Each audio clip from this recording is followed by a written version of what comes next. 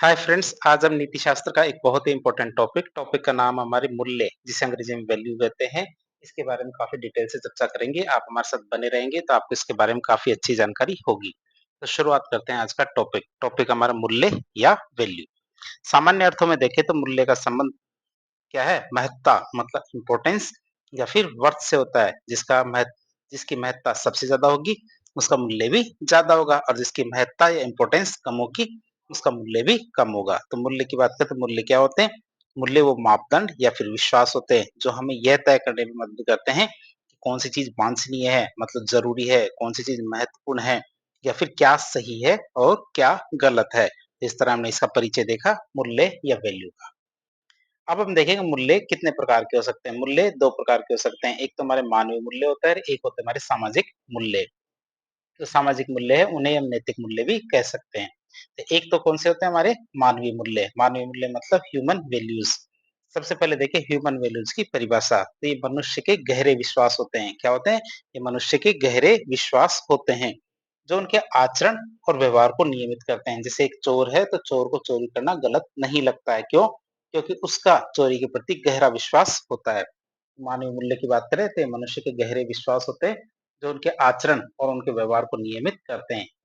ये क्या करते हैं? एक व्यक्ति के लिए बहुत ही महत्वपूर्ण होते हैं और उसके जो निर्णय होते हैं और कार्य होते हैं इनको दिशा प्रदान करते हैं। यदि व्यक्ति की नजर में वो मूल्य ज्यादा है या जिनकी महत्वपूर्ण या महत्ता ज्यादा है तो व्यक्ति के जो निर्णय होंगे और कार्य होंगे उसी दिशा में कार्य करते हैं।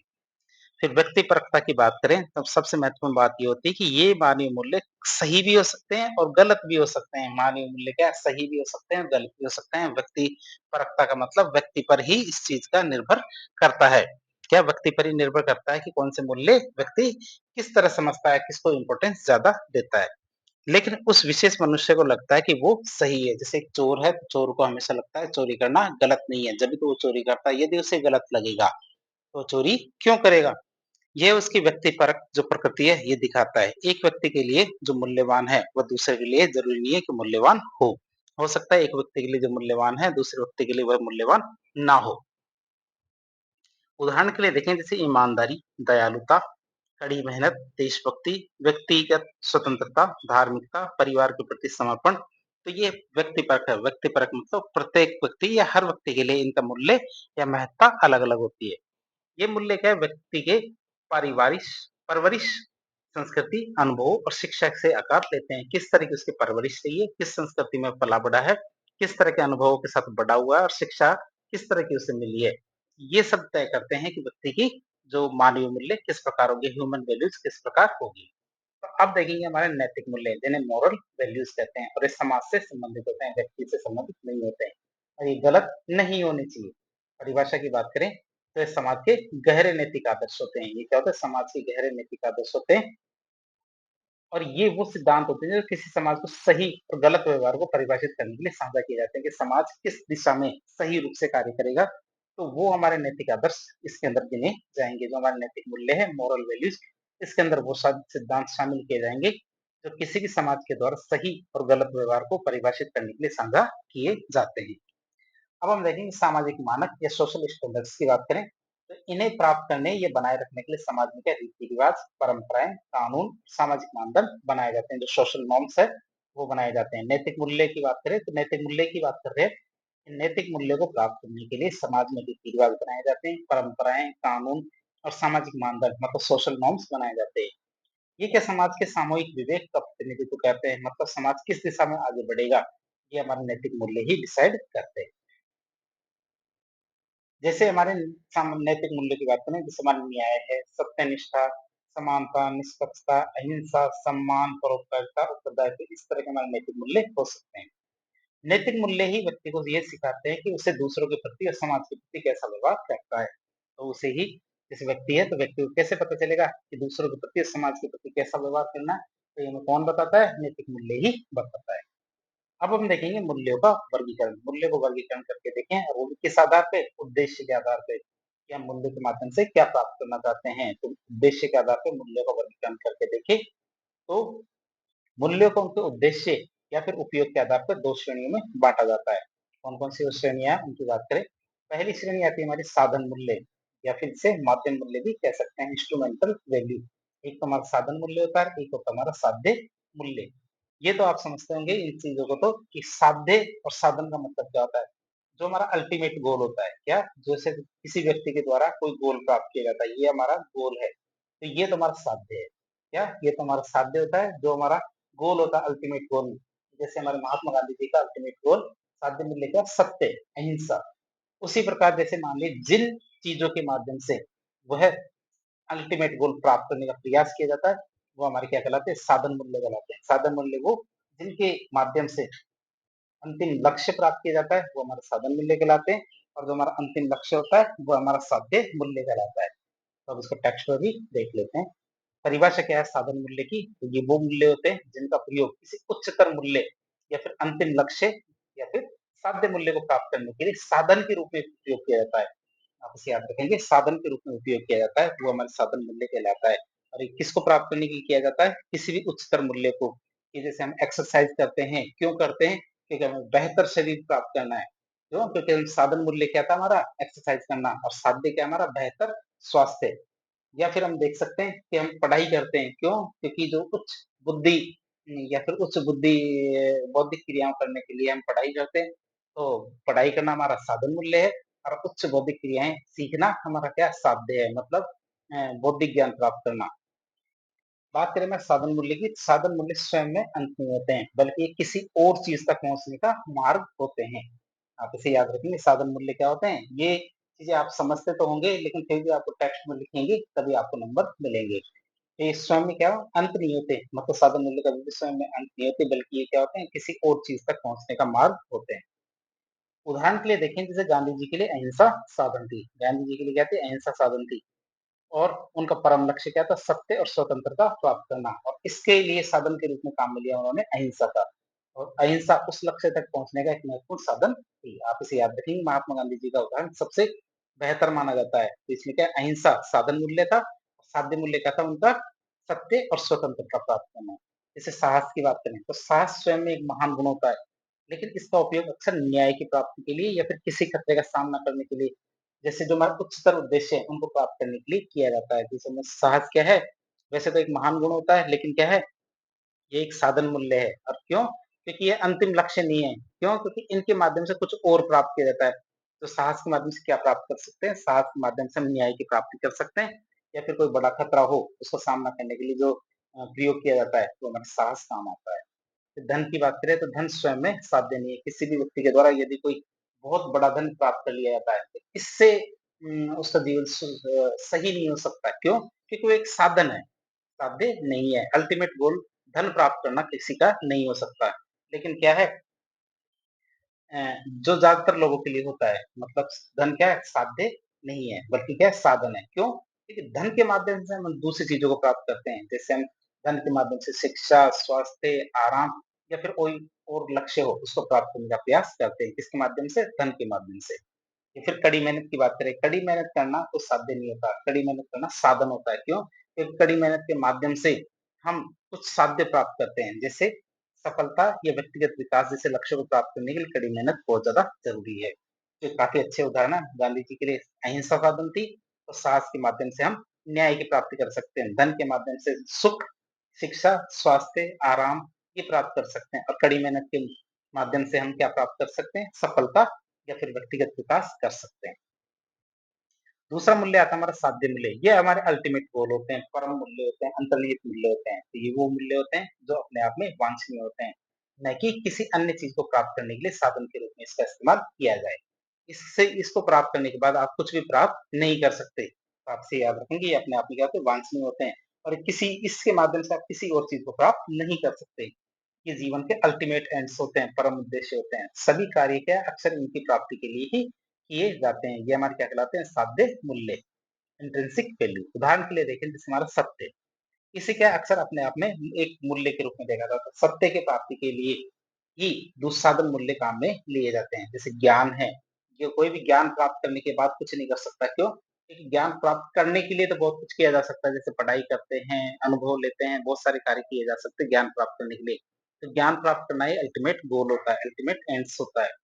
न्याय की बात करते हैं, न्यायपूर्ण समाज और न्यायपूर्ण व्यवहार को अक्सर अपने आप में ही अच्छा माना जाता है। कर्तव्यों का पालन उस दार्शनिकों के अनुसार देखें तो कर्तव्य का पालन अपने आप में नैतिक होता है, चाहे इसका परिणाम कुछ भी हो। जैसे हमारे कांट के दर्शन में देखने को मिलता है। आगे के लेक्चर में हम कांट का दर्शन देखेंगे, तो उसमें भी हम ये देखेंगे कर्तव्य का पालन करना एक तरफ से एंड माना जाता है, अल्टीमेट एंड माना जाता है। समाज को यदि बेहतर दिशा में लेके जाना है तो कर्तव्य को कर्तव्य मान के ही पालन करना चाहिए, न कि किसी दबाव के कारण। तो मोक्ष की बात मोक्ष की बात करें, साल्वेशन की बात करें, लिबरेशन की बात करें, तो मोक्ष क्या है? भारतीय दर्शन में मोक्ष को अक्सर मानव जीवन का परम साध्य माना जाता है कि व्यक्ति मोक्ष को प्राप्त करने के लिए ही कार्य करता है। बहुत सारे साधन मूल्य हैं, उनका इस्तेमाल करता है, जैसे तप करता है, तपस्या करता है, ये साधनाएं करता है। क्यों? क्योंकि उसे मोक्ष को प्राप्ति करनी है। इस सुख या खुशी की बात करें तो उपयोगितावादी के अनुसार देखें तो सुख या फिर अंतिम खुशी, ये क्या अंतिम साध्य मूल्य होते हैं। इनके अनुसार देखें तो उपयोगितावादी के अनुसार तो साध्य मूल्य हमने देखे कौन-कौन से हैं हमारे, जैसे सत्य, ज्ञान, न्याय, कर्तव्य का पालन करना। तो कर्तव्य का पालन करना सबसे बेस्ट उदाहरण है किनका? कांट के दर्शन का। तो आपसे याद रखेंगे उन्होंने कहा था कर्तव्य कर्तव्य के लिए, कर्तव्य किसी दबाव के में आके नहीं करना चाहिए, न कि कर्तव्य का पालन कैसे करना चाहिए? कर्तव्य को कर्तव्य मानकर, एक कर्तव्य का पालन करना हमारा कर्तव्य है, ये मानकर ही कर्तव्य का पालन करना चाहिए। हम आगे देखेंगे इस चीज़ को। जैसे हमारा ट्रैफिक पुलिस है, ट्रैफिक जो लाइट होती है, रेड लाइट होती है और आप रेड लाइट पे रुक जाते हैं, तो आप ये ना सोचें कि वो ट्रैफिक पुलिस वाला आपको देख रहा है, इसी वजह से आप ट्रैफिक लाइट पे रुके हैं, बल्कि आपका कर्तव्य होना चाहिए, इस कर्तव्य का पालन करना हमारा कर्तव्य है, इसलिए हम रेड लाइट पे रुके हैं, ना कि किसी चालान के डर से। अब देखेंगे हम दृष्टिकोण के आधार पे मूल्यों का वर्गीकरण। हमने उद्देश्य के आधार पे तो देख लिया साधन मूल्य और साध्य मूल्य। अब देखेंगे दृष्टिकोण के आधार पे मूल्यों का वर्गीकरण। मूल्यों को उनके प्रभाव और समाज में जो उनकी स्वीकार्यता है, उनके आधार पर वर्गीकृत किया जा सकता है कि समाज में उनको किस तरह से स्वीकार किया जाता है। जैसे कुछ तो हमारे सकारात्मक मूल्य होते हैं, कुछ हमारे क्या होते हैं नकारात्मक मूल्य होते हैं। ये से तो आप समझते होंगे, लेकिन फिर भी आपको पता होना चाहिए।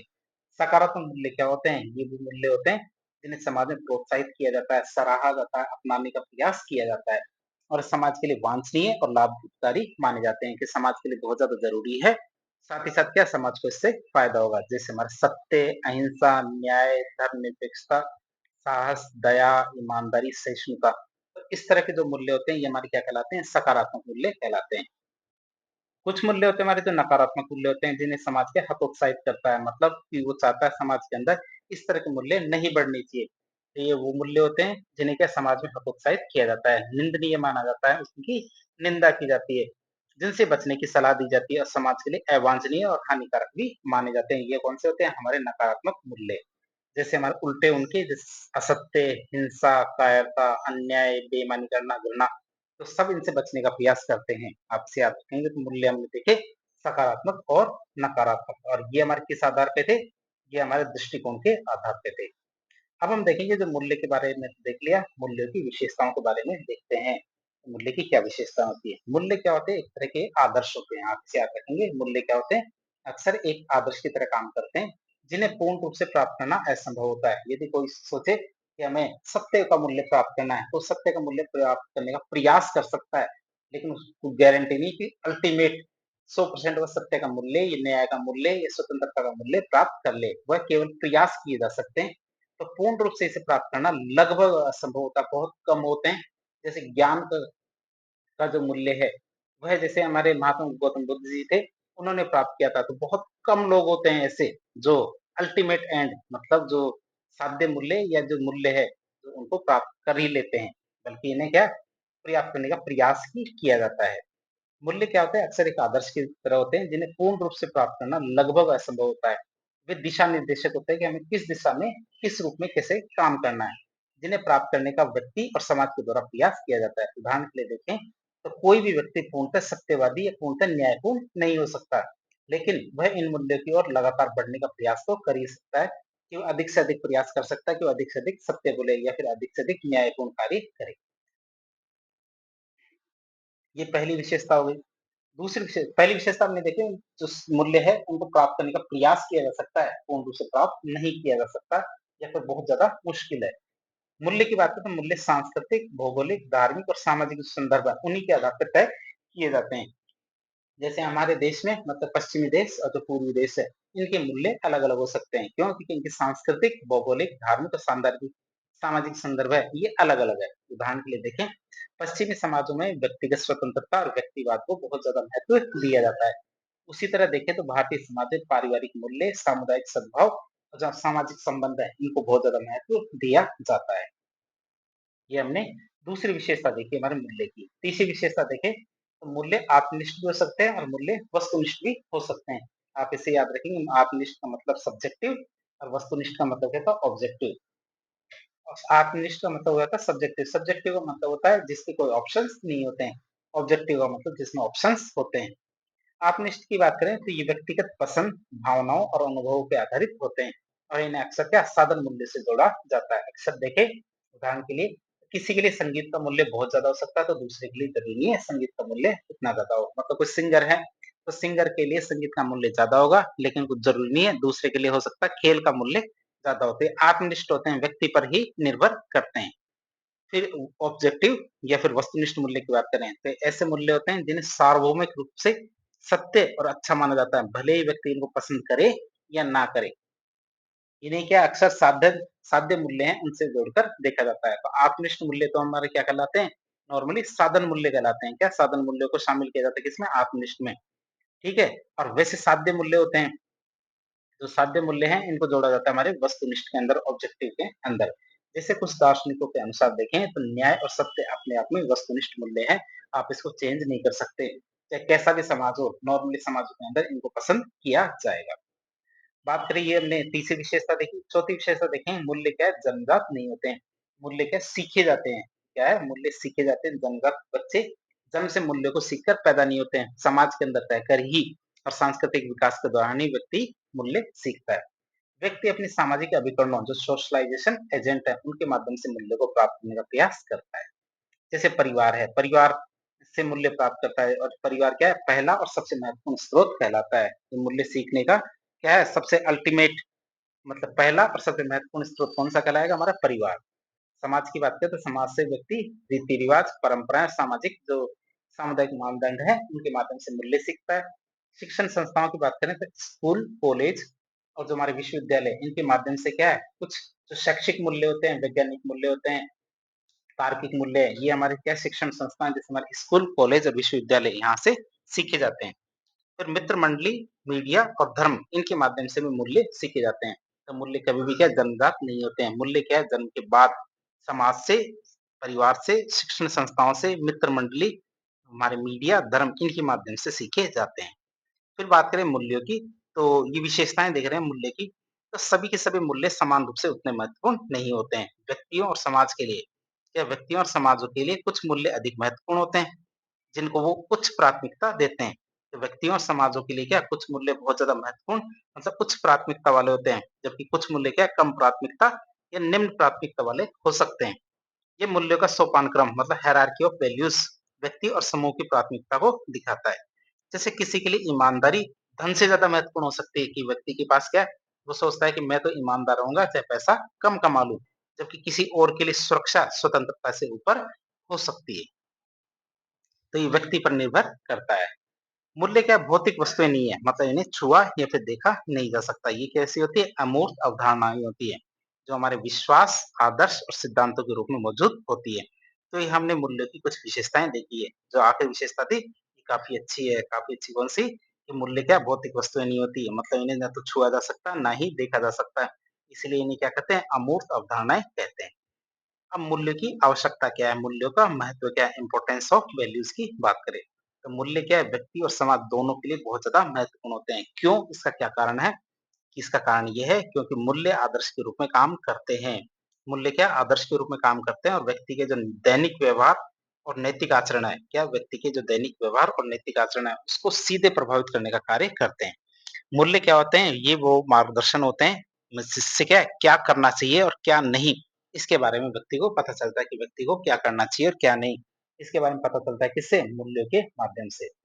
जब किसी व्यक्ति या संगठन के पास स्पष्ट मूल्य होते हैं, मतलब कोई संगठन है या फिर व्यक्ति है उसके पास स्पष्ट मूल्य होते हैं, तो वो जटिल परिस्थितियों में भी तेजी से सुसंगत निर्णय ले पाते हैं। लेकिन उनके पास क्या होने चाहिए, स्पष्ट मूल्य होने चाहिए। तो ये हम महत्व की बात कर रहे हैं। यदि व्यक्ति और संगठन के पास स्पष्ट मूल्य है तो जटिल से जटिल परिस्थितियां आ जाए, कठिन से कठिन परिस्थितियां आ जाए, उनमें भी वो तेजी से और सुसंगत निर्णय, अच्छे निर्णय ले पाते हैं। मूल्य क्या है, व्यक्ति के व्यक्तित्व को की नींव रखते हैं कि व्यक्ति का व्यक्तित्व कैसा रहेगा। ये कौन डिसाइड करता है? मूल्य डिसाइड करता है। और मूल्य से क्या है, चरित्र, पहचान और जीवन के उद्देश्यों का आकार मिलता है। व्यक्ति के चरित्र, पहचान और जीवन के उद्देश्यों का आकार किन के माध्यम से मिलता है? मूल्यों के माध्यम से ही मिलता है। जो व्यक्ति अपने मूल्यों के प्रति ईमानदार और सुसंगत होते हैं, उन्हें समाज में अधिक विश्वसनीय और सम्मानजनक माना जाता है। जिसके जो से मूल्य होते हैं और उन मूल्य के प्रति यदि वो ईमानदार है, सुसंगत है, तो उन्हें क्या, समाज में ज्यादा विश्वसनीय और सम्मानजनक स्थान मिलता है। बात करें जब व्यक्ति स्पष्ट मूल्य से निर्देशित होता है, क्या, जब व्यक्ति क्या स्पष्ट मूल्य से निर्देशित होता है, तो वह विभिन्न नैतिक दुविधाओं का सामना करते हुए उसके पास यदि मॉरल डिलेमास या फिर नैतिक दुविधाएं आती है, तो नैतिक दुविधाओं का सामना करते हुए सही रास्ता चुनने में वो सक्षम होता है। इसी तरह देखें तो मूल्य का एक कंपास का काम करता है, जो उसे सही रास्ता चुनने में मदद करता है। एक बार मूल्य जब आपके साथ होते हैं, मतलब व्यक्ति के अंदर प्रवेश कर जाते हैं, तो वे व्यक्ति के जीवन पर स्थायी और दीर्घकालिक प्रभाव डालते हैं। जैसे महात्मा गांधी जी पर सत्य और अहिंसा एक का मूल्य जब एक बार प्रभाव डालता है, तो पूरे जीवन भर उनका प्रभाव मतलब स्थायी और दीर्घकालिक प्रभाव रहता है। बात करें मूल्य की, तो यद्यपि मूल्य सीखे जाते हैं, वे व्यक्ति के व्यक्तित्व में इतनी गहराई तक समा जाते हैं कि उन्हें बदलना अक्सर मुश्किल और समय लेने वाला होता है। जैसे हमारा चोर है, तो चोर के अंदर चोरी का मूल्य एक बार प्रवेश कर जाता है, तो उसे निकाल पाना बहुत मुश्किल कार्य होता है और क्या है, इसमें बहुत बड़ा समय लगता है। तो मूल्य एक बार जब व्यक्ति के अंदर प्रवेश कर जाते हैं, तो उन्हें निकालने के लिए काफी ज्यादा समय की जरूरत पड़ती है, मेहनत भी लगती है। फिर वैल्यू क्राइसिस या मूल्य संकट की बात करें, ये भी एक पॉइंट है जो परीक्षा में कई बार पूछ लिया जाता है कि मूल्य संकट तब होता है जब समाज के सदस्यों का व्यवहार उन मूल्य से भटकने लगता है, जो मूल्य है तो उनसे भटकने लगता है जिन्हें समाज सामूहिक रूप से प्रिय मानता था या फिर आदर्श मानता था। तो समाज ऐसे मूल्य जिन्हें प्रिय मानता था या आदर्श मानता था, तो समाज के सदस्यों का व्यवहार क्या उन मूल्य से भटकने लगता है, तो इसे हम क्या कहेंगे, मूल्य संकट या वैल्यू क्राइसिस। और ये वो स्थिति होती है जब भ्रष्ट आचरण और अनैतिक गतिविधियों को समाज की सामान्य स्वीकृति मिल जाती है। जैसे कोई ट्रैफिक पुलिस वाले ने आपको रोक लिया, आपकी गलती थी, रेड लाइट आपने जंप कर दी, ट्रैफिक पुलिस वाले ने आपको रोक लिया और आपने क्या किया, चालान कटवाने की बजाय उसे 100 रुपए की पत्ती उसकी जेब में रख दी और वह आपको जाने देता है। तो इसे कहते हैं मूल्य का संकट। क्यों? क्योंकि जो ये बेईमानी का मूल्य है, इसको क्या समाज ने स्वीकार कर लिया है। जैसे ट्रैफिक पुलिस वाले ने स्वीकार कर लिया, तो आपने भी स्वीकार कर लिया है। इसे हम क्या कहेंगे, मूल्य संकट। या फिर इन्हें इतनी गंभीरता से लिया ही नहीं जाता जितनी इनकी से उम्मीद की जाती है। जैसे ईमानदारी का मूल्य है, इसको काफी गहराई से समझा जाता है, तो समाज के द्वारा स्वीकार किया जाता है।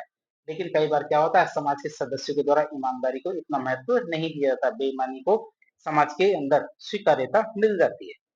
उदाहरण के लिए देखें, भ्रष्टाचार को समाज के सह स्वीकृति मिलना मूल्य संकट का एक सबसे ज्वलंत उदाहरण माना जाता है। जब लोग भ्रष्टाचार को सामान्य और आवश्यक मानने लगते हैं कि यदि सामने वाले ने आपसे 100 रुपए भ्रष्टाचार के रूप में मांग लिए, तो क्या गलत किया उसने? यदि इस चीज को स्वीकार्यता मिल जाती है और ये मानते हैं कि ये तो बहुत ज्यादा जरूरी है, तो इसका मतलब क्या है? इसका मतलब है कि ईमानदारी, सत्यनिष्ठा और न्याय जैसे मूल्य है, इनका शरण हो रहा है, इनकी कमी आ रही है। उदाहरणों की बात करें, जैसे पर्यावरण का अत्यधिक दोहन किया जा रहा है, हिंसा का सामान्यीकरण किया जा रहा है, भाई भतीजावाद और सामाजिक जिम्मेदारी, इनका अभाव भी क्या है, मूल्य संकट के उदाहरण देखे जा सकते हैं। जब समाज जो आदर्श है उनसे दूर जाने लगता है, तो मूल्य संकट की घड़ी आ जाती है। अब हम देखेंगे कि हमने देखा मूल्य क्या है, जन्मजात नहीं होते हैं। क्या मूल्य क्या है, जन्मजात नहीं होते, इन्हें क्या समाज के द्वारा, परिवार के द्वारा, शिक्षण संस्थाओं के द्वारा, इनके माध्यम से सीखा जाता है। तो तो मूल्य की स्रोत देखेंगे, मतलब किन के माध्यम से हम कैसे-कैसे मूल्य सीख सकते हैं। तो इनमें 3 कैटेगरी देखेंगे, परिवार के माध्यम से, समाज के माध्यम से और शिक्षण संस्थाओं के माध्यम से जो मूल्य व्यक्ति के अंदर प्रवेश किए जाते हैं, तो वो कौन-कौन से होंगे और किस प्रकार होंगे। तो सबसे पहले हम देखेंगे परिवार का योगदान, मूल्य निर्माण में परिवार का योगदान या भूमिका की बात करें, परिवार से व्यक्ति के अंदर कौन-कौन से मूल्य आते हैं।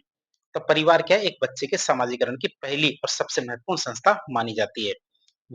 ये वो स्थान होता है जहाँ बच्चे अपने जीवन के प्रारंभिक और सबसे प्रभावशाली वर्ष बिताते हैं, जिससे क्या परिवार के द्वारा सिखाए गए मूल्यों का उन पर गहरा और कैसा स्थायी प्रभाव पड़ता है। एक तो गहरा और स्थायी प्रभाव पड़ता है किसके द्वारा? परिवार के द्वारा। क्यों? क्योंकि बच्चे क्या है, शुरुआती जीवन और सबसे प्रभावशाली वर्ष किसके माध्यम से बिताते हैं? परिवार के माध्यम से ही बिताते हैं।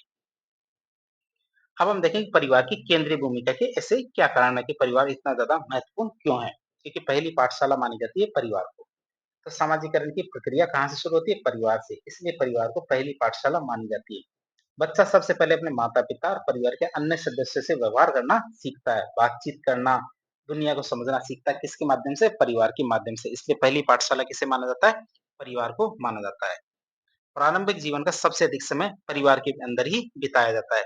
व्यक्ति अपने प्रारंभिक और सबसे ग्रहणशील वर्षों में परिवार के साथ सबसे अधिक समय बिताता है। इस दौरान बच्चे का मस्तिष्क नए विचारों और व्यवहारों को आत्मसात करने के लिए सबसे ज़्यादा खुला होता है। तो व्यक्ति परिवार के शुरुआती वर्षों में जैसे मूल्य दिए जाते हैं व्यक्ति के अंदर, वो गहराई तक और लंबे समय तक व्यक्ति के जो जीवन में प्रवेश कर जाते हैं। फिर बात करें जीवन पर्यंत प्रभाव, तो परिवार के द्वारा सिखाए गए जो मूल्य हैं, इनका प्रभाव पूरे जीवन भर रहता है। और ये मूल्य क्या है? व्यक्ति के भविष्य के निर्णयों, संबंधों और विश्व दृष्टि की नींव रखते हैं। तो जीवन पर्यंत प्रभाव रहता है परिवार के द्वारा जो परिवार से जो व्यक्ति आत्मसात करता मूल्य, वो उनका प्रभाव क्या है? जीवन पर्यंत रहता है। फिर माता की भूमिका की बात करें, तो मूल्य निर्माण में परिवार का एक विशेष योगदान होता है। इसी कारण माता को क्या है? अक्सर पहली शिक्षिका या फर्स्ट टीचर माना जाता है। किसे? माता को। ये बच्चों में क्या भावनात्मक, नैतिक और सामाजिक मूल्यों को विकसित करने में अग्रणी भूमिका निभाती है। कौन? माता। बात करें आगे, तो विश्वास का उच्च स्तर, तो व्यक्ति का विश्वास अपने परिवार पे ज़्यादा होता है, जिससे क्या परिवार के द्वारा दिए गए जो संदेश है और मूल्य है, अधिक प्रभावी ढंग से आत्मसात किए जा सकते हैं। मूल्य निर्माण के लिए परिवार के द्वारा कौन-कौन सी विधियाँ काम में ली जाती है, तो परिवार की देखें कौन-कौन सी विधियाँ परीक्षा में सीधे-सीधे पूछे जाते हैं। तो परिवार विभिन्न प्रत्यक्ष और अप्रत्यक्ष तो दोनों तरीकों से बच्चों में मूल्यों का संचार करते हैं। मूल्य हमारे बच्चे के अंदर प्रवेश करते हैं, कौन-कौन से तरीके देखें? प्रत्यक्ष और अप्रत्यक्ष दोनों तरीके से। पहले देखेंगे हमारे पेरेंटिंग स्टाइल मतलब लालन-पालन की जो विधियाँ होती हैं, उनकी बात करें। तो माता-पिता बच्चों का लालन-पालन कैसे करते हैं? यह उनके मूल्य निर्माण को बहुत ज़्यादा प्रभावित करते हैं। मतलब जो आता है ना लाडले, इसका मतलब है यदि लाड-प्यार बहुत ज़्यादा होता है या फिर बहुत ज़्यादा डाँटा जाता है, रेगुलेट किया जाता है, तो दोनों का प्रभाव व्यक्ति के मूल्य निर्माण में बहुत ज़्यादा होता है। जैसे हमारे अत्यधिक डाँट मिलती है, तो बच्चों में आज्ञाकारिता, अनुशासन और कभी-कभी भय और आत्मविश्वास की कमी विकसित कर सकता है अत्यधिक डाँटना। अत्यधिक लाड-प्यार की बात करें तो आत्मविश्वास की कमी आती है और अधिकार के प्रति अनादर विकसित कर सकता है। ये मतलब ज़्यादा लाड-प्यार क्या है? आपकी बातें मतलब आज्ञाकारिता को रोकता है। तो दोनों ही चीज़ें नहीं होनी चाहिए। दोनों के बीच में क्या है? ऐसा भी नहीं होना चाहिए कि बिल्कुल डाँटा नहीं जा रहा है या फिर ऐसा भी नहीं होना चाहिए कि बहुत अधिक लाड-प्यार किया जा रहा है। तो दोनों के बीच में क्या है? एक बैलेंस होना चाहिए। ये माता-पिता को परिवार को समझना चाहिए। संतुलित लाड़-प्यार और अनुशासन मतलब दोनों ही चीज़ें होनी चाहिए। यदि ऐसा होता है, तो व्यक्ति के अंदर आत्मविश्वास, ज़िम्मेदारी और नैतिक मूल्यों के आंतरिकरण को बढ़ावा मिलता है। अब हम देखेंगे परिवार में रोल मॉडल्स। जो बच्चे होते हैं, परिवार के किसी भी सदस्य को अपना रोल मॉडल मान सकते हैं। बच्चे अपने माता-पिता, बड़े भाई-बहन, दादा-दादी या परिवार के किसी भी अन्य सदस्य को रोल मॉडल या फिर आदर्श के रूप में देखते हैं। वे उनके व्यवहार, प्रतिक्रियाओं और निर्णयों का अवलोकन करते हैं। बहुत ध्यान से देखते हैं और वो एक प्रयास करते हैं किसी भी एक की तरह बनने का और उनके मूल्य को आंतरिक मूल्य के रूप में आंतरिक रूप से देखते हैं। मतलब अवलोकनात्मक शिक्षा है। मतलब जो बड़े हैं वो बच्चों को सिखा नहीं रहे हैं, बच्चे उनको देख-देख कर सीख रहे हैं। तो पुरस्कार और दंड की बात करें तो परिवार में सकारात्मक कार्य जैसे हमारे सच बोलना, साझा करना, इनके लिए पुरस्कार मतलब स्नेह देना, प्रशंसा और नकारात्मक कार्य जैसे हमारा झूठ बोलना, झगड़ा करना, इनके लिए दंड जैसे फटकार लगाना या फिर कोई विशेषाधिकारों को सीमित कर देना, तो इस तरह दिया जाता है। तो हमारे परिवार के अंदर पुरस्कार भी दिए जाते हैं, दंड भी दिए जाते हैं। सकारात्मक मूल्यों के लिए या सकारात्मक कार्यों के लिए पुरस्कार और नकारात्मक कार्यों के लिए दंड दिया जाता है। ये व्यवहार को क्या है वांछित मूल्यों के अनुरूप ढालने में मदद करते हैं। ये क्या करते हैं व्यवहार को वांछित मूल्यों के अनुरूप ढालने में मदद करते हैं। फिर प्रेक्षण से सीखने की बात करें, जिसे हम क्या कहते हैं ऑब्जर्वेशनल लर्निंग कहते हैं। तो बच्चे क्या परिवार के विभिन्न सदस्यों के व्यवहार को ध्यान से देखते हैं। बच्चे क्या परिवार के विभिन्न सदस्यों के व्यवहार को क्या ध्यान से देखते हैं और उनका अनुकरण करके मूल्य सीखते हैं। वे देखते हैं कि परिवार के सदस्य क्या तनाव में कैसी प्रतिक्रिया करते हैं। जब परिवार में तनाव होता है तो उनका व्यवहार किस प्रकार होता है, वे दूसरों से कैसे बातचीत करते हैं और नैतिक दुविधाओं को कैसे सुलझाते हैं। तो ये क्या ऑब्जर्वेशनल लर्निंग कहलाती है। बच्चे क्या परिवार के सदस्य को के जो व्यवहार है उनको देख के सीखते हैं। फिर शिक्षा और कहानी की बात करें तो दादा-दादी, माता-पिता विभिन्न प्रकार की कहानियाँ, लोक कथाएँ और धार्मिक कथाएँ बच्चों को सुनाते हैं और इनके माध्यम से मूल्य समाहित करने का प्रयास किया जाता है। तो इन कहानी के माध्यम से विशिष्ट प्रकार की नैतिक शिक्षाएँ, मूल्य जैसे हमारी ईमानदारी, दया, न्याय और सामाजिक मानदंडों को बच्चों तक पहुँचाने का प्रयास किया जाता है। फिर सामाजिक प्रभाव या फिर सोशल इन्फ्लुएंस की बात करें तो रिश्तेदार और पड़ोसी भी क्या परिवार के संपर्क में होते हैं और उनके साथ बातचीत करना संबंधों के माध्यम से क्या है वे भी बच्चों के मूल्य निर्माण में योगदान करते हैं। और बच्चे क्या है इन सामाजिक अंतःक्रियाओं से सीखते हैं कि समाज में क्या चीज स्वीकार्य है और क्या चीज स्वीकार्य नहीं है। ये हमारा सामाजिक प्रभाव भी इस पे प्रभाव डालता है। फिर परिवार में रीति-रिवाज की बात करें, जो फैमिली रिचुअल्स और ट्रेडिशंस है, उनकी बात करें तो परिवार में विभिन्न प्रकार के रीति-रिवाजों, परंपराओं और समारोहों का पालन किया जाता है। जैसे हमारे त्योहार मनाने, जो हमारे सांस्कृतिक और धार्मिक मूल्यों को सिखाते हैं। जैसे बड़ों का पाँव छूना, ये क्या सिखाता है? बड़ों का सम्मान करना, एक साथ भोजन करना, ये क्या सिखाता है? एकता और बंधन को सिखाता है। ये रीति-रिवाज क्या अप्रत्यक्ष रूप से मूल्यों को सुदृढ़ करने का कार्य करते हैं। परिवार में रीति-रिवाज। संयुक्त परिवार की बात करें, तो संयुक्त परिवार की संरचना विशेष रूप से सहयोग करने की भावना, साझा करने का भाव, सम्मान, धैर्य और समायोजन जैसे मूल्यों को बढ़ावा देती है। क्यों? क्योंकि सदस्यों को एक बड़े समूह में रह के मिलकर रहना पड़ता है। तो यहाँ हमने कुछ विधियाँ देखी, ये अभी तक हमने क्या देखी कि बच्चों के अंदर जो मूल्य प्रवेश कराए जाते हैं परिवार के माध्यम से, तो उनकी कौन-कौन सी विधियाँ हैं। एक बार विधियों के आपको नाम दोबारा बता दें, कौन-कौन सी विधियाँ हैं। पहले लालन-पालन की विधियाँ, मतलब अत्यधिक डाँट है या फिर लाड-प्यार है, उसकी बात करें तो दोनों का एक बैलेंस होना चाहिए। अत्यधिक डाँट भी नहीं होनी चाहिए, लाड-प्यार भी नहीं होना चाहिए। क्या होना चाहिए? संतुलित लाड-प्यार और अनुशासन होना चाहिए। फिर परिवार में किसी भी सदस्य को रोल मॉडल माना जा सकता है। फिर अच्छे कार्य, सकारात्मक कार्य के लिए पुरस्कार, नकारात्मक कार्य के लिए दंड। परीक्षण से सीखना, बच्चे सीखते हैं हमेशा, बच्चों को सिखाया नहीं जाता। कई बार क्या बच्चे बहुत सारी चीज़ें अपने आप ही सीख लेते हैं, इसलिए ब बड़ों का व्यवहार आदर्श होना चाहिए। फिर कहानी और जो शिक्षाएँ हैं, इनके माध्यम से बच्चों में जो मूल्य है, वो प्रवेश कराए जा सकते हैं। सामाजिक प्रभाव की बात करें तो जैसे हम परिवार के अंदर एक-दूसरे से मिलते हैं, त्योहारों पे मिलते हैं, संपर्क में आते हैं, पड़ोसी, रिश्तेदारों के संपर्क में आते हैं, तो इस प्रकार के जो मूल्य हैं, वो भी परिवार के माध्यम से सीखे जाते हैं। फिर रीति-रिवाज और संयुक्त परिवार भी काफ़ी सारे मूल्यों को सिखाने का प्रयास करता है, आप इसे याद रखेंगे। तो ये हमारे मूल्य प्रवेश की विधियाँ हैं, किसके माध्यम से? परिवार के माध्यम से। अब इनके माध्यम से कौन-कौन से मूल्य प्रवेश कराए जाते हैं, तो मूल्यों के प्रकार देखेंगे कि परिवार के माध्यम से सीखे जाने वाले कौन-कौन से मूल्य हैं। तो विभिन्न पारिवारिक सदस्य से कौन-कौन से मूल्य सीखे जाते हैं। जैसे माता से सीखे जाने वाले कौन-कौन से मूल्य होते हैं? एक तो हमारी ममता है, दया, धैर्य, प्यार, देखभाल, बड़ों का आदर करना, निस्वार्थता, सहिष्णुता, टॉलरेंस। तो इस तरह के जो मूल्य हैं, ये किनसे सीखे जाते हैं? माता से सीखे जाने वाले मूल्य हैं। पिता से सीखे जाने वाले मूल्य की बात करें, परीक्षा में सीधे-सीधे पूछे जाते हैं। तो पिता से सीखे जाने वाले मूल्य की बात करें तो अनुशासन, निडरता, साहस, संघर्ष, आत्मनिर्भरता, नेतृत्व, सामाजिकता, उत्तरदायित्व का निर्वहन करना, प्रबंधन, इस प्रकार के मूल्य हमारे पिता से सीखे जाते हैं। भाई-बहन से सीखे जाने वाले मूल्य की बात करें, तो सहयोग की भावना, साझा करने का भाव, बंधुत्व, प्रतिस्पर्धा, बातचीत करना, विवाद सुलझाना, इस तरह के मूल्य क्या है हमारे भाई-बहन से सीखे जाते हैं। दादा-दादी से सीखे जाने वाले मूल्य की बात करें, तो दादा-दादी से हमारे आध्यात्मिकता, धार्मिकता, चरित्र निर्माण, महापुरुषों के जीवन की जो शिक्षाएँ हैं, नैतिकता है, परंपराओं का ज्ञान, कहानी के माध्यम से ज्ञान, तो इस तरह के जो मूल्य हैं, हम किससे सीखते हैं? दादा-दादी के माध्यम से सीखने का प्रयास करते हैं। अब हम देखेंगे मूल्य निर्माण में आने वाली समस्याएँ। क्या? परिवार के माध्यम से बहुत सारे मूल्य तो हमने देख लिए, दादा-दादी, भाई-बहन, माता-पिता इनके माध्यम से कौन-कौन से मूल्य सीखे जाते हैं। लेकिन मूल्य निर्माण में बहुत सारी समस्याएँ भी आती हैं। तो परिवार के माध्यम से मूल्य निर्माण की प्रक्रिया में बहुत सारी समस्याएँ आती है, कौन-कौन सी? पहली, हमेशा परिवार अच्छे मूल्य नहीं सिखाता, कई बार मूल्य गलत भी हो जाते हैं कि परिवार के माध्यम से ऐसे-ऐसे मूल्य भी सीख लिए जाते हैं, जो व्यक्ति के निर्माण में या व्यक्तित्व के निर्माण में नकारात्मक प्रभाव डालते हैं। तो प्रतिगामी मूल्यों को सीखने की बात करें, तो परिवार में हमेशा सकारात्मक मूल्य नहीं सिखाए जाते। कुछ परिवार क्या अनजाने में या जानबूझकर प्रतिगामी मूल्य या रेग्रेसिव मूल्य भी सिखा देते हैं। जैसे अंधविश्वास करना, रूढ़िवादिता, संकीर्णता, जातिवाद, सांप्रदायिकता, लिंग भेद, इस तरह के मूल्य क्या है कई बार परिवार अनजाने में या कई बार जानबूझकर भी इस तरह के मूल्य बच्चों में डाल दिए जाते हैं, जो क्या होते हैं समाज के लिए बहुत ज़्यादा हानिकारक होते हैं। फिर बात करें मूल्यों के टकराव की। मूल्यों के टकराव मतलब एक व्यक्ति का मूल्य मतलब व्यक्ति जो बच्चा है, एक व्यक्ति से मतलब परिवार के सदस्य से सकारात्मक मूल्य सीखता है, तो दूसरे से नकारात्मक मूल्य सीख सकता है। और एक ही चीज़ के मामले में जैसे एक तो ईमानदारी, तो जैसे माता से सीखता है, बेईमानी करना पिता से सीख ले, तो दोनों के मूल्य क्या है विपरीत है और दोनों में टकराव हो सकता है। तो परिवार के विभिन्न सदस्यों के द्वारा अलग-अलग मूल्य सिखाए जाते हैं। या परिवार के विभिन्न सदस्यों के द्वारा अलग-अलग मूल्य सिखाए जा सकते हैं, जिससे बच्चों के मन में मूल्यों में टकराव की स्थिति उत्पन्न हो सकती है।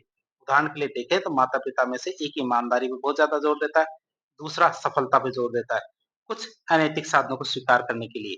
तो हमारे माता-पिता क्या कहते हैं, ईमानदार बनो, लेकिन परिवार का दूसरा सदस्य कहता है कि भैया सफल होना ज़रूरी है, चाहे ईमानदारी हो या ना हो। इसके लिए यदि आप अनैतिक साधनों को इस्तेमाल करते हो, तो भी कोई दिक्कत नहीं है।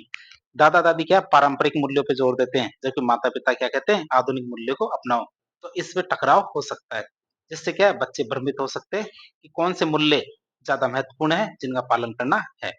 कुल मिला के देखें तो परिवार मूल्य निर्माण का एक शक्तिशाली केंद्र के रूप में काम करता है, लेकिन ये जटिल प्रक्रिया भी होती है, जहाँ हमारे सकारात्मक और नकारात्मक दोनों प्रकार के प्रभाव पड़ सकते हैं। अब हम देखेंगे परिवार के माध्यम से तो हमने देख लिया कि मूल्य निर्माण किस प्रकार किया जाता है। अब मूल्य निर्माण में शिक्षण संस्थाओं की भूमिकाओं की बात करेंगे। शिक्षण संस्थान क्या है, परिवार के बाद में सामाजिकरण और मूल्य निर्माण की सबसे महत्वपूर्ण और औपचारिक संस्थाएं होती है, जो क्या करती है केवल ज्ञान प्रदान नहीं करती, बल्कि क्या व्यक्ति के चरित्र और नैतिक सोच को भी आकार देती है। अब हम देखेंगे कि जो हमारे शिक्षण संस्थाओं की केंद्रीय भूमिका मूल्य निर्माण में, अब इसकी बात करें तो क्यों इतना महत्वपूर्ण है शिक्षण संस्थाएं होना? तो औपचारिक सामाजिकरण की शुरुआत करने के लिए शिक्षण संस्थाओं की आवश्यकता होती है। तो परिवार में औपचारिक सामाजिकरण के बाद, या परिवार में जब वो उस बच्चे का औपचारिक सामाजिकरण हो जाता है, उसके बाद औपचारिक सामाजिकरण की प्रक्रिया शिक्षण संस्थाओं के माध्यम से ही शुरू होती है। यहाँ बच्चे क्या है, एक संरचित वातावरण में नियमों, सहयोग और व्यापक सामाजिक मानदंड है, उनको सीखते हैं। और वो भी कैसे? एक संरचित वातावरण में। स्कूल का वातावरण या शिक्षण संस्थाओं का वातावरण कैसा होता है? संरचित या फिर स्ट्रक्चर्ड होता है। मतलब पर्टिकुलर सिलेबस होता है, सब चीजें तय होती है, रोजाना क्लासेस होती है। इनके माध्यम से बच्चे मूल्यों का निर्माण करना सीखते हैं।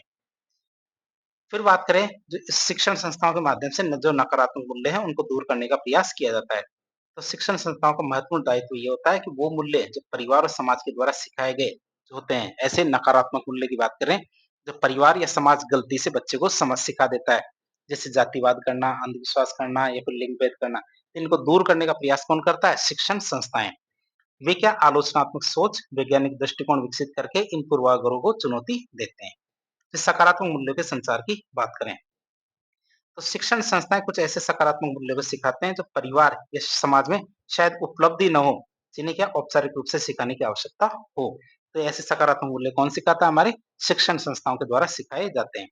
फिर वैज्ञानिक सोच और तार्किकता की बात करें, तो अंधविश्वास की बजाय प्रमाण आधारित सोच ये हमें शिक्षण संस्थाओं के माध्यम से सिखाया जाता है। संवैधानिक मूल्य जैसे हमारे न्याय, समानता, स्वतंत्रता, बंधुता, गरिमा। लोकतांत्रिक मूल्य जैसे हमारे सहभागिता, सहिष्णुता, वाद विवाद और बहुमत का सम्मान करना। राजनीतिक मूल्य जैसे हमारा नागरिक जिम्मेदारी, सार्वजनिक सेवा। जैसे हमारे व्यावसायिक मूल्य जैसे हमारा व्यावसायिक नैतिकता, सत्यनिष्ठा, ग्राहक सेवा। पेशेवर मूल्य जैसे हमारा कर्तव्यनिष्ठा और गोपनीयता, ईमानदारी। तो इस तरह के जो हमारे सकारात्मक मूल्य हैं, वो हमारे शिक्षण संस्थाओं के माध्यम से सिखाए जाते हैं। अब हम देखेंगे प्राथमिक शिक्षा के महत्व के बारे में देखें। प्राथमिक शिक्षा का महत्व की बात करें, तो प्राथमिक शिक्षा का महत्व बहुत ज़्यादा होता है। क्यों? क्योंकि इस समय बच्चे का मन सबसे ज़्यादा ग्रहणशील होता है, सबसे ज़्यादा बच्चे सीखने का प्रयास करते हैं और मूल्य निर्माण आसानी से किया जा सकता है उस समय। इस अवस्था में आप आत्मसात किए गए जो मूल्य होते हैं, ये दीर्घकालिक होते हैं, मतलब लंबे समय तक बच्चे के मन और दिमाग में जो अ, ग्रहण कर लिए जाते हैं, वो लंबे समय तक बने रहते हैं। फिर शिक्षक की महत्वपूर्ण भूमिका की बात करें, तो शिक्षण संस्थाओं में शिक्षक की भूमिका बहुत ही ज़्यादा महत्वपूर्ण होती है। क्यों? क्योंकि शिक्षक बच्चों के लिए एक रोल मॉडल या फिर आदर्श के रूप में काम करते हैं। बच्चे क्या शिक्षकों के व्यवहार, सिद्धांतों और कार्यप्रणाली का अनुकरण करते हैं। जैसे शिक्षक कार्य करते हैं, उनका व्यवहार होता है, उनके सिद्धांत होते हैं, कार्यप्रणाली होती है। तो बच्चे भी क्या उनको सीखने का प्रयास करते हैं। फिर सत्ता और अधिकार की बात करें, हम टीचर्स को ये अधिकार देते हैं और टीचर्स को क्या है सत्ता मिल जाती है बच्चों के अंदर क्या है जो अच्छे मूल्य, सकारात्मक मूल्य हैं, उनको प्रवेश कराने की। तो शिक्षण संस्थाओं के पास सत्ता भी होती है या फिर अधिकार भी होता है, जिससे मूल्य निर्माण की प्रक्रिया को नियंत्रित और निर्देशित किया जा सकता है। तो वे हमारे पाठ्यक्रम, नियम, गतिविधियों के माध्यम से या पाठ्यक्रम, नियम और गतिविधियों के माध्यम से मूल्य को बढ़ावा दे सकते हैं।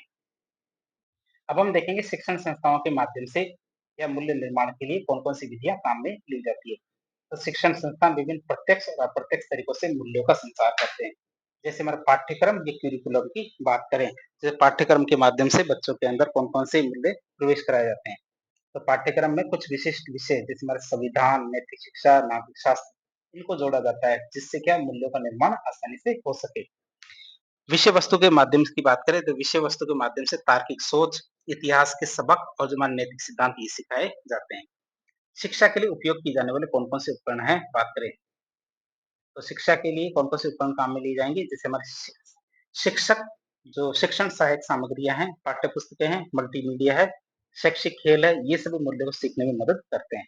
शैक्षिक भ्रमण या फिर एजुकेशनल टूर्स की बात करें, तो ऐतिहासिक स्थल, संग्रहालयों और सामाजिक कार्यों से संबंधित स्थानों के शैक्षिक भ्रमण क्या है, हम कई बार क्या होता है एजुकेशनल टूर्स करते हैं, जैसे हमारे ऐतिहासिक स्थल है, जैसे जयपुर का आमेर, जैसलमेर का किला, कुंभलगढ़ का किला, रणथंभौर का किला, तो इस तरह के जो हमारे ऐतिहासिक स्थल है, संग्रहालय है, सामाजिक कार्य है, इनसे संबंधित जो स्थान है, वहाँ के शैक्षिक भ्रमण क्या है, छात्रों को विभिन्न प्रकार की संस्कृतियों, इतिहास और सामाजिक जिम्मेदारी के बारे में जानने में मदद करते हैं, जिससे उनके मूल्य का विकास होता है। फिर वाद-विवाद, चर्चाएँ और नाटकों की बात करें, तो ये गतिविधियाँ क्या है बच्चों को, ये छात्रों को महत्वपूर्ण सामाजिक और नैतिक मुद्दों पर या महत्वपूर्ण सामाजिक और नैतिक मुद्दों पर अपने विचार व्यक्त करने, दूसरों के दृष्टिकोण को समझने और आलोचनात्मक सोच विकसित करने और देखें तो नैतिक दुविधाओं को सुलझाने का प्रयास करती है। तो वाद-विवाद, नाटक और चर्चाएँ ये क्या करती है, जो बच्चे हैं, छात्र हैं, उनको क्या महत्वपूर्ण सामाजिक और नैतिक मुद्दों पर अपने विचार व्यक्त करने कि उनका विचार कैसे हैं, दूसरों का दृष्टिकोण को समझने के लिए, आलोचनात्मक सोच विकसित करने के लिए और नैतिक दुविधाएँ हैं, उनको सुलझाने का अवसर प्रदान करती है। तो पुरस्कार और दंड की बात करें, तो स्कूल में अच्छे व्यवहार, जैसे ईमानदारी, अनुशासन के लिए तो पुरस्कार दिया जाता है और बुरे व्यवहार के लिए दंड का उपयोग किया जाता है, ताकि छात्रों को वांछित मूल्य को अपनाने के लिए प्रोत्साहित किया जा सके, दंड के माध्यम से वो बच सके नकारात्मक मूल्यों से। फिर सहपाठियों का अवलोकन, प्रतियोगिताएँ, तुलनात्मक अध्ययन की बात करें, तो छात्र क्या अपने सहपाठी के व्यवहार से सीखते हैं, स्वस्थ प्रतिस्पर्धा में भाग लेते हैं और विभिन्न प्रकार की जो संस्कृतियाँ हैं या फिर दृष्टिकोण है, इनका तुलनात्मक अध्ययन करके अपनी समझ और मूल्य को विकसित करते हैं।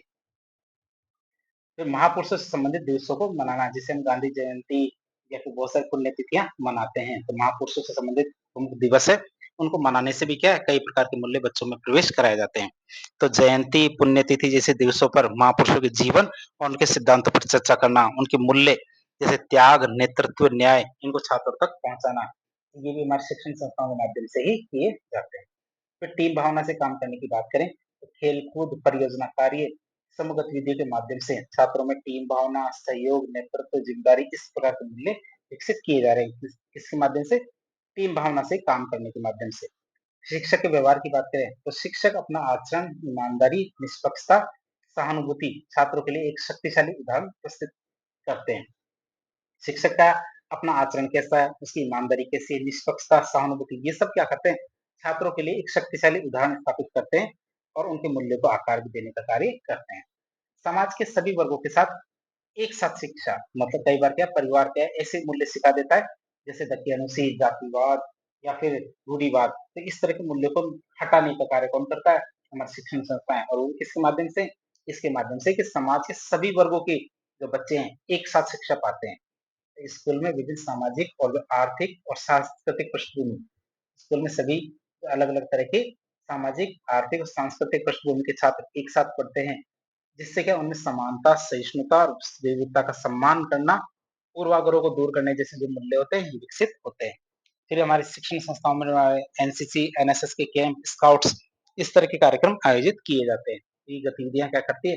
छात्रों में अनुशासन, राष्ट्रवाद, सामाजिक सेवा, नेतृत्व, टीम भावना, शारीरिक फिटनेस जैसे मूल्यों को बढ़ावा देती है। अब बात करेंगे हमारे जो शिक्षण संस्थाएँ हैं, उसमें मूल्य निर्माण तो किया जाता है, काफ़ी सारे हमने तरीके देख लिए जिनके माध्यम से मूल्य निर्माण किया जाता है। लेकिन मूल्य निर्माण में शिक्षण संस्थाओं में बहुत सारी कमियाँ रहती है। बात करें उन समस्याओं की, तो शिक्षण संस्थाएँ मूल्य निर्माण में महत्वपूर्ण है, लेकिन वो भी क्या है, कई चुनौतियों का सामना करना पड़ता है वहाँ पे भी।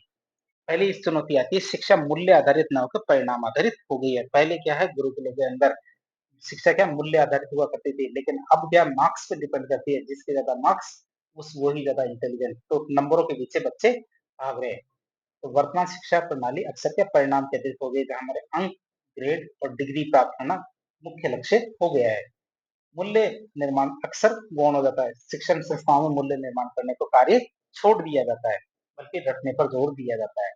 तो रटने पर अधिक जोर देना, तो शिक्षा प्रणाली में रटने पर अधिक जोर दिया जाता है, जिससे क्या आलोचनात्मक सोच, नैतिक तर्क और मूल्य के आंतरिकरण का विकास बाधित होता है, वो रुक जाता है।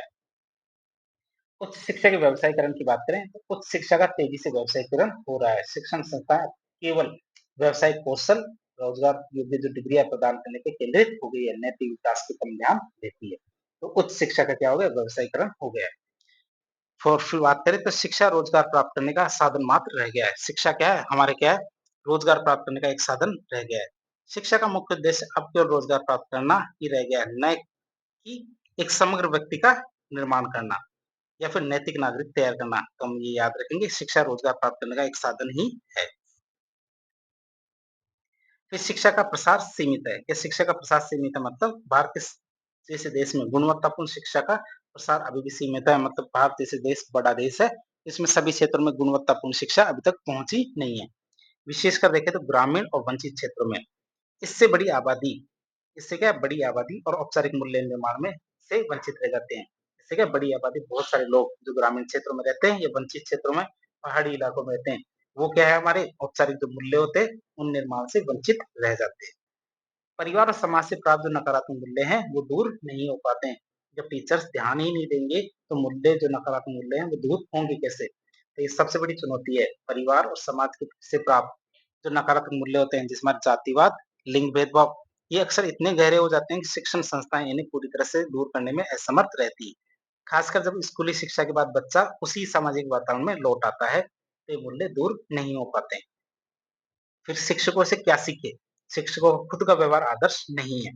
तो सभी शिक्षक आदर्श रोल मॉडल नहीं होते हैं। तो शिक्षकों का अपना व्यवहार, जैसे पक्षपातपूर्ण, अनुशासनहीनता, भ्रष्टाचार, ये क्या करते हैं? छात्रों में नकारात्मक मूल्यों को बढ़ावा देने का कार्य करते हैं। अब हम देखेंगे जो हमारे परिवार से और शिक्षण संस्थाओं से हमने मूल्य निर्माण की प्रक्रिया देख ली। तो पारिवारिक और शैक्षणिक संस्थाओं के द्वारा सिखाए जाने वाले कौन-कौन से विरोधाभासी मूल्य हैं? मतलब परिवार के द्वारा सिखाए जाने वाले और शिक्षण संस्थाओं के द्वारा सिखाए जाने वाले उन मूल्यों में क्या विरोधाभास है, क्या अंतर होता है? तो कुछ अंतरों के बारे में देखते हैं। जैसे परिवार के द्वारा सिखाए जाने वाले मूल्य, ये हमारे शिक्षण संस्थाओं के द्वारा सिखाए जाने वाले मूल्य। परिवार कई बार गलती से जातिवाद को सिखा देता है। परिवार अक्सर बच्चे को अपनी जाति पहचान, उनसे जुड़े सामाजिक पदानुक्रम के बारे में सिखाते हैं, जिससे क्या जातिगत पूर्वाग्रह ये विकसित हो जाते हैं। शिक्षण संस्थाएं इनको उल्टा क्या सिखाती है? सामाजिक समानता। शिक्षण संस्थान संवैधानिक मूल्य और मानवाधिकारों पर आधारित शिक्षा प्रदान करते हैं, जहाँ सभी व्यक्तियों को जाति, धर्म और लिंग के बावजूद समान माना जाता है। अलग अलग जाति, धर्म और लिंग के होने के बावजूद क्या उन्हें समान होने की, मतलब सामाजिक समानता की शिक्षा कौन देता है? ये मूल्य हमारे शिक्षण संस्थाओं के माध्यम से बच्चों को दिए जाते हैं। परिवार गलती से हो या जानबूझकर हो, छुआछूत या भेदभाव करना सिखा देता है। तो कुछ परिवारों में अभी भी छुआछूत, जाति, धर्म, लिंग, इनके आधार पर भेदभाव की प्रथाएं और विचार सिखाए जाते हैं। जबकि हमारे सामाजिक समानता का सिद्धांत सिखाया जाता है किसके माध्यम से? शिक्षण संस्थाओं के माध्यम से। तो शिक्षण संस्थान एक समावेशी वातावरण प्रदान करके बच्चों को ये सिखाते हैं कि सभी मनुष्य समान है और किसी भी प्रकार का भेदभाव गलत माना जाएगा। पर परिवार क्या कई बार गलती से धार्मिकता सिखा देता है। गलती से क्यों? कई बार तो जानबूझ के भी सिखाता है। परिवार अक्सर क्या बच्चे को अपनी विशिष्ट धार्मिक परंपराओं, अनुष्ठानों, विश्वासों से परिचित कराते हैं, जिससे क्या गहरी धार्मिक आस्था विकसित होती है। जिससे क्या होता है? गहरी धार्मिक आस्था विकसित होती है। और एक अच्छी बात है, लेकिन कभी-कभी वो संकीर्ण धार्मिकता या कट्टरता का रूप भी ले लेती है। परिवार क्या है? धार्मिकता सिखाता है। कई बार ये अच्छी-अच्छी बातें सिखाते-सिखाते बच्चे क्या है? कई बार धार्मिक रूप से कट्टर भी हो जाते हैं। जो शिक्षण संस्थाएँ क्या सिखाती है? धर्मनिरपेक्षता। तो शिक्षण संस्थाएँ सभी धर्मों के प्रति सम्मान और सहिष्णुता को सिखाती हैं। वे बच्चों को ये सिखाते हैं कि किसी भी एक धर्म को दूसरे से श्रेष्ठ नहीं मानना चाहिए और राज्य का कोई विशेष धर्म नहीं है, क्योंकि भारत क्या है? धर्मनिरपेक्ष राज्य है। फिर बात करें आडंबर और अंधविश्वास की, तो परिवार गलती से आडंबर और अंधविश्वास सिखा देते हैं। तो कुछ परिवारों में आडंबरपूर्ण धार्मिक प्रथाओं और अंधविश्वासों को सिखाया या बढ़ावा दिया जाता है, या तर्क की बजाय क्या परंपरा या फिर भय पर जोर दिया जाता है। किसके ऊपर?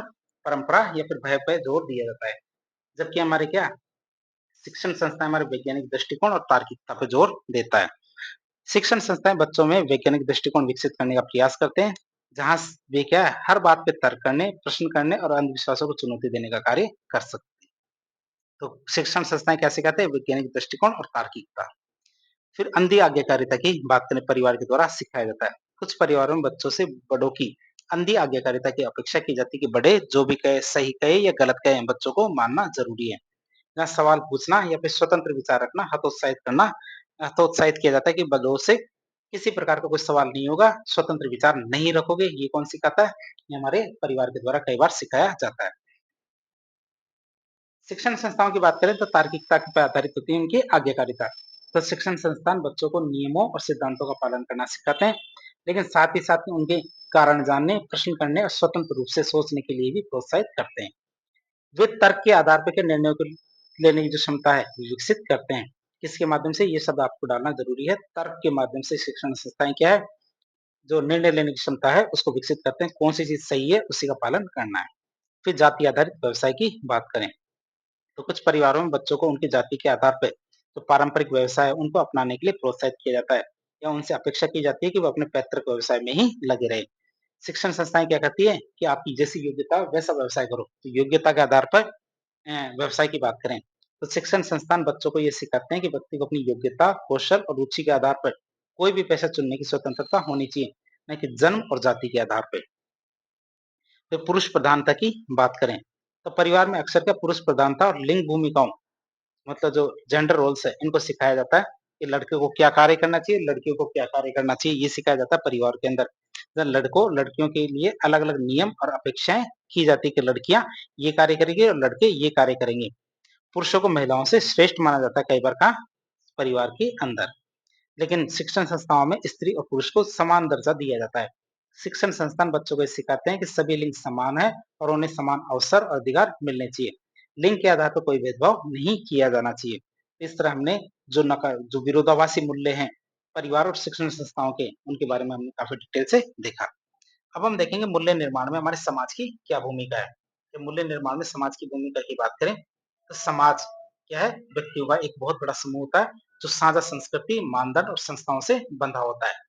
ये क्या है? व्यक्ति के मूल्य निर्माण में बहुत ही महत्वपूर्ण भूमिका निभाता है। विशेषकर देखें, जो हमारी किशोर अवस्था और वयस्क जो अवस्था होती है, उस दौरान हमारे मूल्य निर्माण में समाज काफ़ी ज़्यादा बड़ा रोल अदा करता है। अब हम देखेंगे समाज की केंद्रीय भूमिका के कारण कि समाज इतना ज़्यादा महत्वपूर्ण क्यों है? दूसरे सामाजिकरण की प्रक्रिया हमारे कहाँ से? समाज से शुरू होती है। तो परिवार में प्राथमिक सामाजिकरण और शिक्षण संस्थाओं में औपचारिक सामाजिकरण होता है। आप इसे याद रखेंगे। परिवार के अंदर तो प्राथमिक सामाजिकरण होता है और शिक्षण संस्थाओं में औपचारिक सामाजिकरण होता है। उसके बाद समाज क्या? द्वितीय सामाजिकरण की प्रक्रिया समाज से ही शुरू होती है। इस समाज के संपर्क में आने की बात करें, आमतौर पे देखें तो 8 से 10 साल की आयु के बाद व्यक्ति परिवार और स्कूल के दायरे से बाहर निकलता है। बाहर निकलकर बड़े समाज के संपर्क में आता है, मतलब दोस्त बनाना शुरू करता है। फिर मित्र मंडली का सबसे ज़्यादा प्रभाव। तो प्रारंभिक वर्षों में किशोर अवस्था और युवा अवस्था में मित्र मंडली का असर सबसे ज़्यादा होता है। दोस्त क्या है? अपने समूह के मानदंडों और मूल्यों के माध्यम से व्यक्ति के व्यवहार और विश्वासों को बहुत ज़्यादा प्रभावित करते हैं। कौन? दोस्त। ये विविध प्रकार के मूल्यों को सीखने की बात करें, तो समाज से विविध व्यक्ति क्या विविध प्रकार के मूल्यों को सीखता है, जो व्यक्तिगत, सामाजिक, सांस्कृतिक और व्यावसायिक हो सकते हैं इस प्रकार के मूल्य। सामाजिक प्रतिष्ठा और आलोचना की बचने की बात करें, या सामाजिक प्रतिष्ठा और आलोचना से बचने की बात करें, तो व्यक्ति अपनी सामाजिक प्रतिष्ठा को बनाए रखने और सामाजिक आलोचना से बचने के लिए क्या व्यक्ति अपनी सामाजिक प्रतिष्ठा को बनाए रखने के लिए और सामाजिक आलोचना से बचने के लिए विभिन्न प्रकार के मूल्यों को सीखता है और उनका पालन करने का प्रयास करता है। समाज के द्वारा जो स्थापित मानदंड है, अपेक्षाएं उनके व्यवहार को नियंत्रित करती है कि उन्हें कैसा व्यवहार करना चाहिए। इस सामाजिक सहयोग सीखने की बात करें, व्यक्ति समाज में रहते हुए क्या सामाजिक सहयोग और सामंजस्य का महत्व सीख जाता है। व्यक्ति क्या समाज में रहते हुए सामाजिक सहयोग और सामंजस्य का महत्व सीखता है। वो समझता है कि एक साथ काम करके के ही क्या बड़े लक्ष्य प्राप्त किए जा सकते हैं। ये कहाँ से सीखता है? समाज के माध्यम से ही सीखा जाता है। फिर सहिष्णुता के विकास की बात करें, तो समाज में विभिन्न मतों, संस्कृतियों, धर्मों और जीवन शैलियों के लोग रहते हैं। कि जैसे वो समाज के संपर्क में आएगा, अलग-अलग तरह के दोस्त बनाएगा, तो व्यक्ति क्या है, हमारे अलग-अलग तरह के मत, संस्कृति, धर्म और जीवन शैलियों से जुड़ता है। इस विविधता की वजह से क्या व्यक्ति सहिष्णुता, दूसरों के सम्मानों को विचारों का सम्मान करना, साथ मिलकर रहने, इस तरह के जो मूल्य हैं, उनके महत्व को सीखता है। फिर समाज में मूल्य निर्माण की कौन-कौन सी विधियाँ हैं या अभिकरण है, उनकी बात करें। तो समाज में मूल्य निर्माण विभिन्न प्रकार के औपचारिक और अनौपचारिक माध्यमों से होता है। तो बात करें समाज में मूल्य निर्माण कैसे-कैसे होता है? धर्म के माध्यम से। तो धार्मिक संस्थाएँ, विभिन्न प्रणालियाँ, जो विश्वास प्रणालियाँ हैं, जैसे नैतिक मूल्य। तो धर्म की बात करें, तो धर्म के माध्यम से कौन-कौन से मूल्य होंगे? तो धार्मिक संस्थाएँ और विश्वास प्रणालियाँ। नैतिक मूल्य जिसमें दया, ईमानदारी, न्याय, परोपकार, इनका एक मजबूत स्रोत होती है और जो व्यक्ति के आचरण को निर्देशित करने का कार्य करती है। फिर सामाजिक नेतृत्व की बात करें, सोशल लीडरशिप की, समुदाय के नेता, प्रभावशाली व्यक्तित्व और समाज सुधारक क्या है, अपने आचरण और विचारों से मूल्यों को आकार देते हैं। तो समुदाय के नेता, प्रभावशाली व्यक्तित्व और समाज सुधारक ये क्या करते हैं, अपने आचरण और विचारों को मूल्य को जो विचारों से जो मूल्यों को आकार देने का कार्य करते हैं। तो स्थानीय समुदाय की बात करें, लोकल कम्युनिटी की, तो पड़ोस गांव और शहर या पड़ोस गांव या शहर के विशिष्ट जो हमारे रीति रिवाज है, परंपराएं हैं, साझा मान्यताएं, ये क्या व्यक्ति के मूल्यों को प्रभावित करती है। फिर मीडिया की बात करें, जैसे हमारा टेलीविजन, फिल्म, समाचार पत्र, इंटरनेट, सोशल मीडिया जैसे जो हमारे जनसंचार माध्यम है, ठीक है, ये विचारों, जीवन शैली और मूल्यों को प्रसारित करते हैं, जिससे व्यक्ति के दृष्टिकोण पर गहरा प्रभाव पड़ता है। वर्तमान में तो आपको न्यूज चैनल देखने ही नहीं चाहिए। क्यों? क्योंकि वो क्या है, नकारात्मक मूल्यों को प्रसारित करने का कार्य कर रहे हैं। फिर सामाजिक रीति रिवाज की बात करें, तो समाज में प्रचलित रीति रिवाज, उत्सव, समारोह, परंपराएं, जैसे हमारे विवाह, अंतिम संस्कार, इस तरह की जो परंपराएं हैं, सामाजिक मूल्यों और सांस्कृतिक पहचान को सुदृढ़ता देने का कार्य करते हैं सामाजिक रीति रिवाज। फिर इकोनॉमी, अर्थव्यवस्था की बात करें, तो आर्थिक प्रणाली जैसे हमारे पूंजीवाद, समाजवाद और उनमें व्यक्तियों की भूमिका, जैसे हमारे उद्यमी होते हैं, मजदूर होते हैं, ये मूल्यों को आकार देते हैं। जैसे हमारे प्रतिस्पर्धा, सहयोग, बचत, उपभोक्तावाद, तो इस तरह के मूल्यों को आकार देने का कार्य करती है कौन, आर्थिक प्रणालियां या अर्थव्यवस्था। फिर अब आती है राजनीति, जिसे हम क्या कहते हैं, पॉलिटिक्स। तो राजनीतिक व्यवस्था जैसे हमारा लोकतंत्र, अधिनायकवाद, राजनीतिक दल, कानून, सार्वजनिक नीतियां, अधिकारों, नागरिकों के अधिकारों, कर्तव्यों और नैतिक अपेक्षाओं को निर्धारित करने का कार्य करते कौन, जो हमारे राजनीतिक व्यवस्था, राजनीतिक दल, कानून और सार्वजनिक नीतियां, ये सब क्या करती है, नागरिकों के अधिकारों, कर्तव्यों और नैतिक अपेक्षाओं को निर्धारित करने का कार्य करती है। फिर सिविल सोसाइटी की बात करें, तो एनजीओ जो होते हैं, जो हमारे गैर सरकारी संगठन, स्वयंसेवी समूह, श्रमिक संघ और अन्य जो नागरिक संगठन है, ये विभिन्न सामाजिक मुद्दों पर जागरूकता बढ़ाकर और विशेष मूल्य जैसे हमारे मानवाधिकार, पर्यावरण संरक्षण को बढ़ावा देकर क्या है, मूल्य निर्माण में योगदान करते हैं। कौन, हमारे सिविल सोसाइटी। अब हम देखेंगे मूल्य निर्माण में समाज के माध्यम से बहुत सारे मूल्य सिखाए जाते हैं, लेकिन मूल्य निर्माण में कौन कौन सी समस्याएं आती हैं उनकी बात करें। हालांकि समाज के मूल्य निर्माण के लिए बहुत ज्यादा महत्वपूर्ण है, इसमें क्या कई चुनौतियां और कमियां भी होती हैं। बात करें कि समाज के माध्यम से हम कई नकारात्मक मूल्यों को सीख जाते हैं, तो समाज से व्यक्ति क्या कई प्रकार के नकारात्मक मूल्यों को सीख सकता है, जो अक्सर क्या पूर्वाग्रह, अज्ञानता और शक्ति संरचनाओं से उत्पन्न होते हैं। जैसे हमारे सांप्रदायिकता, जातिवाद, लैंगिक भेदभाव, हिंसा, भ्रष्टाचार, अंधविश्वास, उपभोक्तावाद, अपराधीकरण, इस प्रकार के मूल्य जो नकारात्मक मूल्य हैं, इस समाज से सीखे जा सकते हैं। फिर विरोधाभासी मूल्यों के टकराव की बात करें, समाज में अक्सर क्या समूहों, संस्कृतियों, उपसंस्कृतियों के अलग अलग लोग अलग अलग मूल्य रखते हैं, जो आपस में क्या विरोधाभासी हो सकते हैं। क्यों? क्योंकि एक संस्कृति का मूल्य दूसरी संस्कृति के लिए महत्वपूर्ण हो, ये कोई जरूरी नहीं है। ये व्यक्ति के लिए नैतिक दुविधा पैदा कर सकते हैं और उसे ये तय करने में मुश्किल हो सकती है कि वो किन मूल्यों का पालन करें, क्योंकि कुछ कई मूल्य क्या विरोधाभासी हो सकते हैं। उदाहरण के लिए देखिए, तो एक और आधुनिकता और व्यक्तिवाद का प्रसार, दूसरी ओर रूढ़िवादी और सामाजिक मूल्यों का दबाव। तो इस तरह व्यक्ति कई बार डिसाइड नहीं कर पाता कि उसे किस प्रकार के मूल्य अपनाने हैं। इस सामाजिक नेताओं का आदर्श चरित्र के अभाव की बात करें, समाज में सभी जो सामाजिक नेता, चाहे वो हमारे राजनीतिक, धार्मिक या सामुदायिक हो, चाहे हमारे कोई से भी नेता हो, सामाजिक नेता, इनका चरित्र क्या आदर्श नहीं होता। यदि नेता स्वयं अनैतिक व्यवहार करते हैं, तो उन मूल्यों को वो कमजोर करते हैं जिन्हें बढ़ावा देने का वो दावा कर रहे हैं, और जनता के लिए एक नकारात्मक उदाहरण प्रस्तुत करते हैं। तो इस तरह आगे लेक्चर के जरिए हमने जो नीति शास्त्र का एक बहुत ही महत्वपूर्ण टॉपिक हमारा मूल्य या वैल्यूज, इसके बारे में सभी जो पक्ष है उनको जानने का प्रयास किया। परिवार, शिक्षण संस्थाओं और समाज के माध्यम से जो मूल्य सिखाए जाते हैं उनके बारे में जानने की कोशिश की। इस प्रकार के इन्फॉर्मेटिव वीडियो देखने के लिए हमारे चैनल से जुड़े। वीडियो यदि पसंद आता तो वीडियो को लाइक करें, चैनल को सब्सक्राइब करें, अपने दोस्तों के साथ शेयर करें। धन्यवाद।